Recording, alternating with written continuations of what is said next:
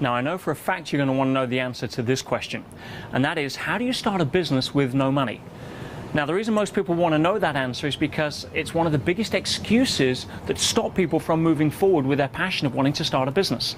And I say excuse, not because it's not valid, because most people think that it is something that stops them dead in their tracks, but you're about to discover that most people will unconsciously use that as a way to either not embrace the uncertainty that's required to step forward without money, or just paralyze them from getting resourceful enough to figure out a different way. Now, before I get into some of the strategies around that, let me just touch on the fact that most people don't actually understand what money is. See, money has no value outside of the mind of man anywhere in the universe. Nothing else understands it. And it's interesting. If you ask an animal what it is, they'll say it's paper with dead presidents on it most of the time. That's about it, if they could even understand the question. But money itself is nothing but a byproduct or a consequence of adding value to something. In other words, the last time you got money was because you gave something of value for it first. Could have been a product or a service, or 40 hours a week of your time. Doesn't matter. You never want unearned income, whether it's welfare or lottery winnings. It usually proves a curse sooner or later. So if we understand that for the majority of people on the planet, money is nothing more than a reflection of the value that they've added, then we start to understand that what has to come first is the value, not going around chasing money. If you chase money, you'll chase your tail, because you're chasing the consequence of something that hasn't happened yet. Does that make sense? So if you look at it under that context, then how do you start a business with no money? Well, you don't ask yourself, where do I get money? You ask yourself a better question. You say, where is it that I can add value? How can I add value? What is it that I can contribute that would cause somebody to be able to give me what it is that I want without just shelling out a wad of cash? That's the easy way. That's all money is an arbitrary medium of exchange to measure different levels of value. That's pretty much it.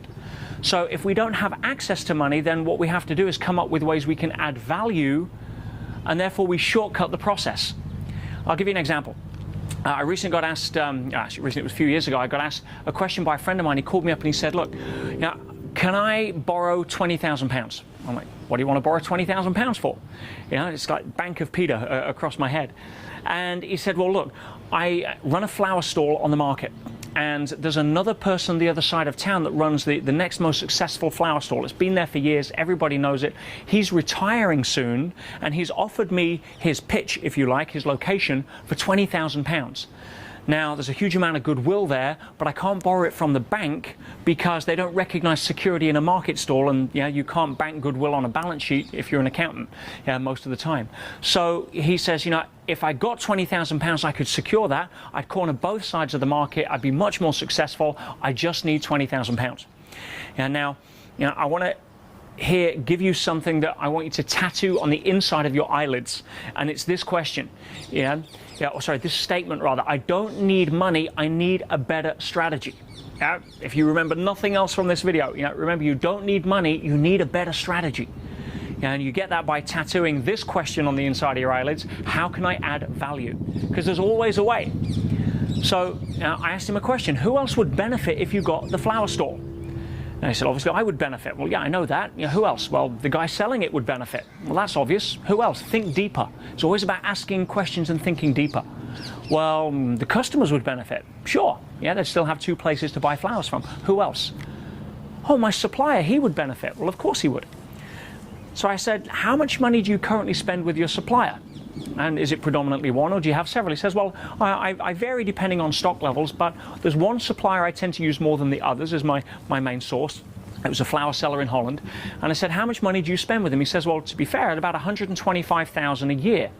I said, if you got both stalls, how much would you increase your wholesale business with him by? He says, well, at least double, £250,000 a year. It's a significant amount of money.